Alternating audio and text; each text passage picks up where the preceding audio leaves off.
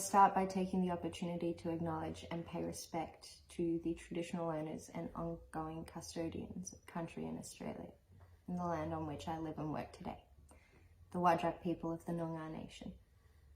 I recognise their continuing connection to land, waters and culture, and pay respect to their elders past, present and emerging. I acknowledge that sovereignty was never ceded.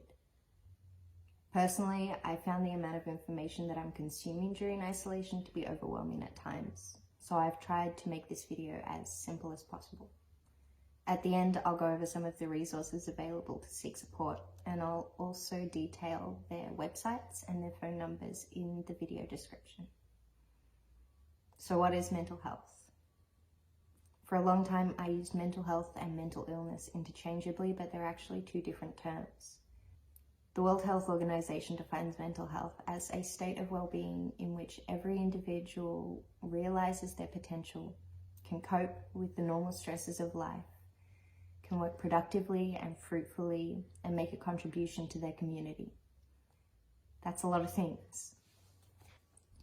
We all have mental health just like we all have physical health, and our mental health naturally fluctuates along a scale of good to poor as a normal and situational response to stress caused by things that are both within and outside of our control.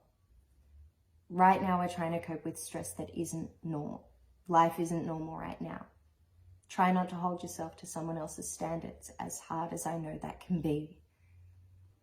Developing self-compassion has been a really helpful tool for me, but I still struggle with it on a daily basis. I'm going to take you through a simple exercise that can help us reflect on and develop our self-compassion. I know exercises like this can feel silly sometimes, but I found it endlessly helpful. Think about when a close friend is struggling or feeling bad about themselves. How do you respond to them, especially when you're at your best?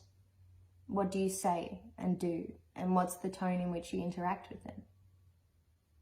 Now think about how you respond to yourself when you're struggling or feeling bad about yourself. What do you say and do? What sort of tone do you use when you're interacting with yourself? Did you notice a difference between these two responses? If yes, ask yourself why this might be. What are the factors and fears contributing to you treating yourself and others differently? Think about what it might be like if you treated yourself with the same compassion that you treat others. If it helps you, you can write these things down.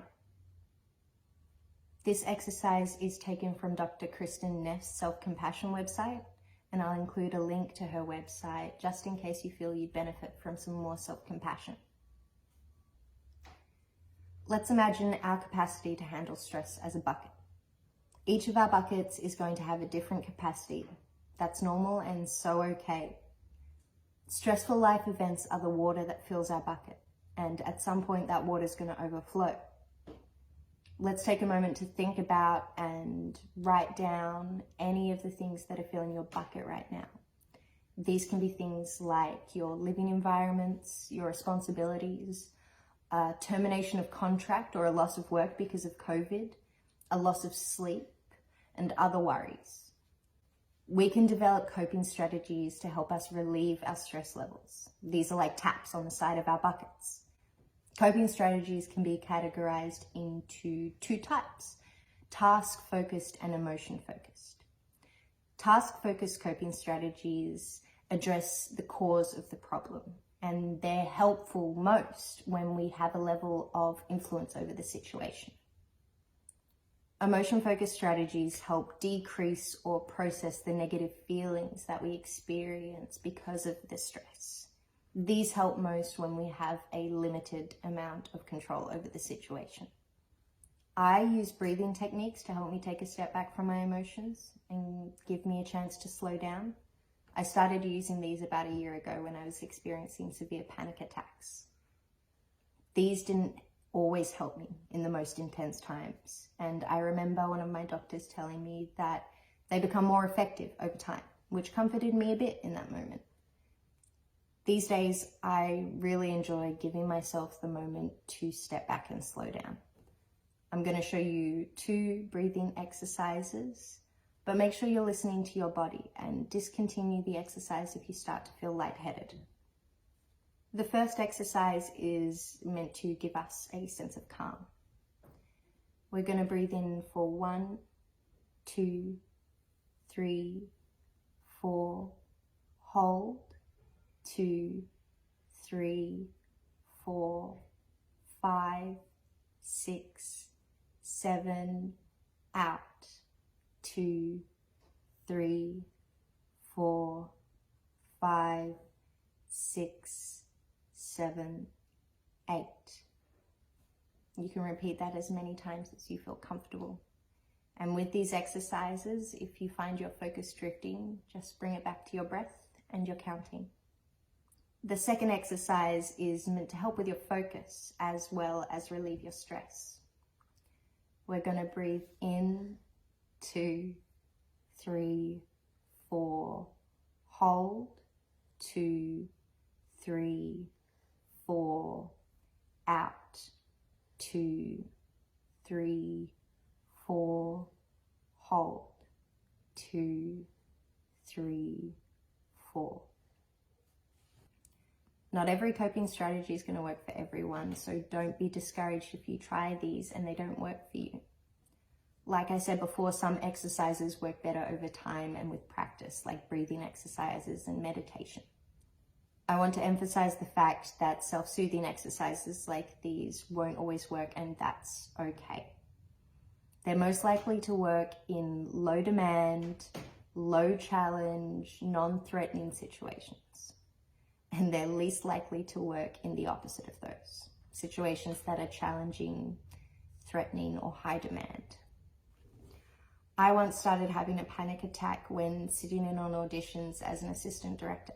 I excused myself to the bathroom and went through every breathing exercise and every meditation that I had on hand, and still I couldn't calm down. I ended up excusing myself from the rest of the day and going home. Eventually it subsided. A helpful guide for coping mechanisms is to find something that gives you energy or gives you a feeling of calm. Use the things that are helpful to the point that they're helpful for you. Finding balance takes time, and making any sort of change to your mind or your lifestyle is a huge psychological task. So be gentle on yourself and make sure you're taking time for rest and play as well. Self-care and protective factors work best when you implement them before as well as after you're in real need of them. Our brains have a negativity bias that evolved to protect us. So make sure you take time to recognize the things that you're already achieving. We're living in a world that felt unimaginable at the start of the year. That's a huge achievement, just being here. So many of us are in a position where we can't work right now, so I want to pay particular attention to free resources. It's extremely common to experience feelings of shame and guilt when you're struggling and need to ask your friends and family for support.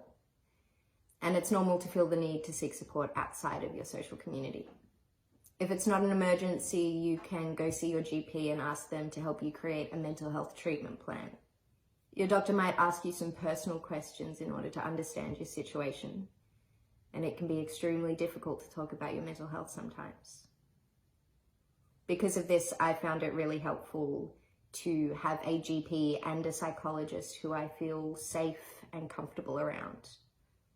It can be difficult to find someone like this, but I'd encourage you to persevere and find people that really work for you.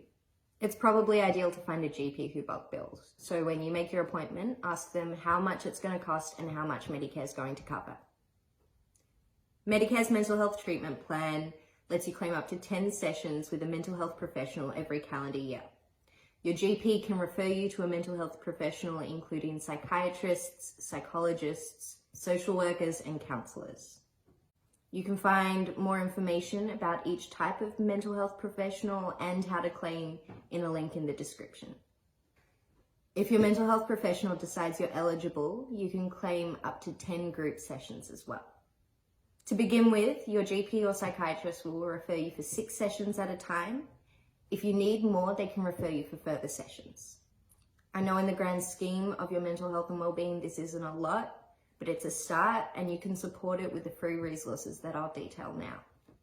The Support Act Wellbeing Helpline is a free 24-hour confidential counselling service for anyone working in the Australian music or Australian performing arts industries who feels like they need to talk to someone about any aspect of their wellbeing.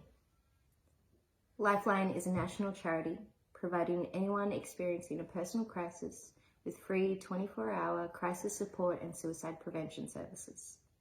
Lifeline also has a web chat service and a text line.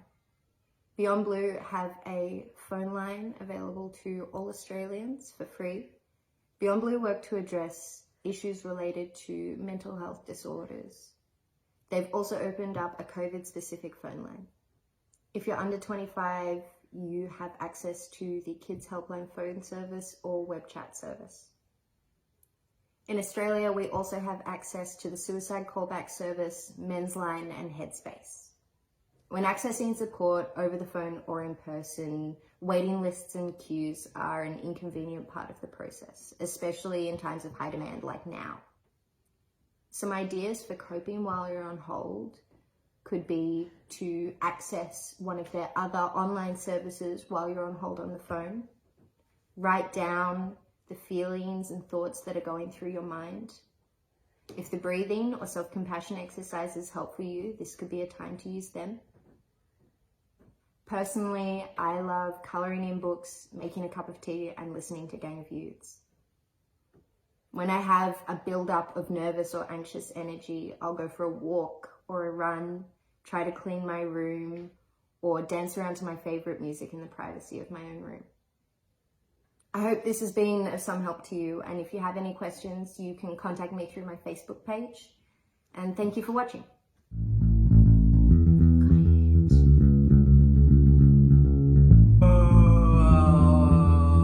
You're a fool. Did you? Yeah. Got the end of that one.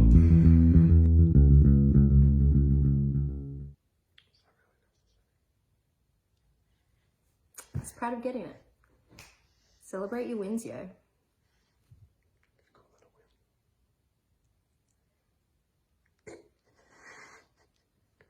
Oh, you didn't say everything?